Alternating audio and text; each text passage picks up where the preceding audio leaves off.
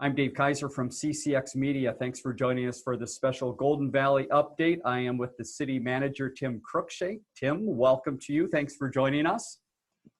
Thank you, Dave. Thanks for having me. It's good to be here with you today. As many of the other city staff in the city of Golden Valley, you are working remotely. Give us a little bit of an idea of city operations. Obviously, the city's still up and running, going strong, but you have been planning for this some time. So how does the city operate remotely?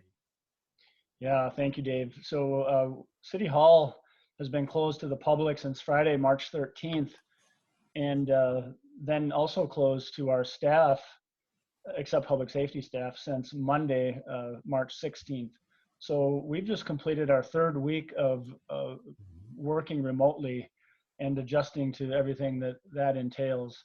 And we're getting there. Things are, generally speaking, going well, but I just want to remind the public that while City Hall is not technically open, City Hall is virtually open. We have many staff who are not in the public safety fields working from home and keeping many of the basic services functioning. So I want our community to know that we are here, we are functioning, and that goes without saying that our public safety staff is fully operational and functional, as was the case before March 13th.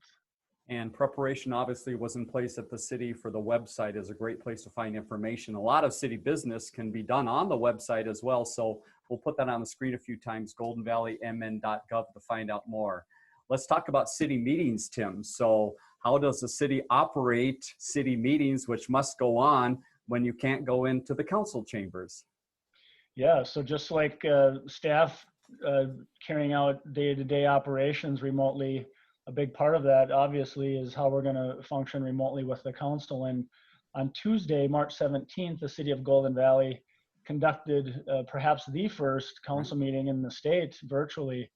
And what that means is that each council member and staff that were involved were at home, not in the chambers, on their computer, and we're able to see each other and hear each other. The meeting, thanks to our terrific partners, and that's you, Dave, at CCX, and everyone that you work with, to be able to broadcast this information out just like before, except remotely. So any member of the viewing audience could see the meeting, could hear the meeting, and we also had a call-in number. So if the members of the public, just like before, if you wish to come to a meeting and address the council at open forum or in other ways, that was possible. And we actually on March 17th had a caller call in. So we have had a little bit of practice with this remote council operation, and the first run at it, again, thanks to CCX, and I have to mention Logis, our IT partner, also housed in headquartered in Golden Valley. Just terrific technical support and assistance. So, and I know, Dave, you and Logis are supporting many other cities, and just hats off to you all for the work that you're doing. Well, thank you very much. Again, we're trying to respond in this interesting time and trying to make sure the city get their information out. Let's talk about parks within the city. There's been a lot of talk about, can we go to the parks? What do we do at the parks? How should we be safe at the parks? What are you saying for residents in the city of Golden Valley related to getting out and getting some exercise? Yes, thank you for the opportunity to reinforce the fact that we have, two messages going on with the use of our parks and just exercising and getting out in general. And that is we want you to do that. All the health professionals are encouraging people to get outside and get regular exercise while following all of the CDC and other social distancing guidelines and practices.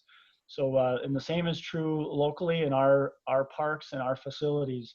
We want people to get out. We want people to recreate, but we need people to observe the social distancing requirements. We need people to not play on park equipment, to touch it.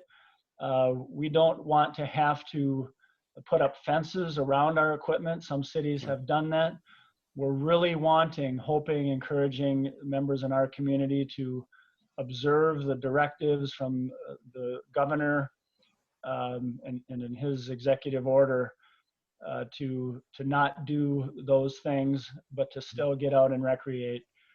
So this is a bit of a challenge for us and other cities right now. And the more community members can comply, the better off we will all be. The executive order, as everyone I believe is aware, includes an opportunity for law enforcement to issue citations that could include a fine of up to $1,000 and or even prison time. We don't want to go there. We have no desire to do that. But there are folks in our community who are concerned about what they're seeing, and we hear about it. So we really want to encourage people to do the right thing in this regard. Final question, Tim. Spring is always a busy time for the city as far as community events. People are waiting to get out and about and do things like run the valley or compete and then be involved in other things, but you have had to take a hard look at some events. What's the status of city events right now, and how far out are you looking as far as having to make some decisions on city events? Yes, sadly, like in most places, many community events have been canceled or postponed. I would say safely through May, and we'll be talking more about this at the council meeting on April 7th. But I would say easily through April and into early May is a period of time where no gap be occurring. As you know, as everybody is aware, this is a constantly changing situation, but I don't see that changing for quite some time. We will continue to post and update information on our website as much as possible, and to include the latest information. Very good. And again, that website for people to go to is goldenvalleymn.gov, and right on the top of the screen there's a rotator. One is the coronavirus. You can click there. A lot of information, not only from the city, Tim, but also from other governmental agencies that people might be looking for help with businesses or other things for the community. So Tim, thank you very much for your time today. We appreciate the update to let Golden Valley residents know how things are going in the city. And certainly if there's more information, certainly get in touch and we'll help get that information out. Thank you, Dave. Thanks for your time. And we wish you and members of our communities good health at this time.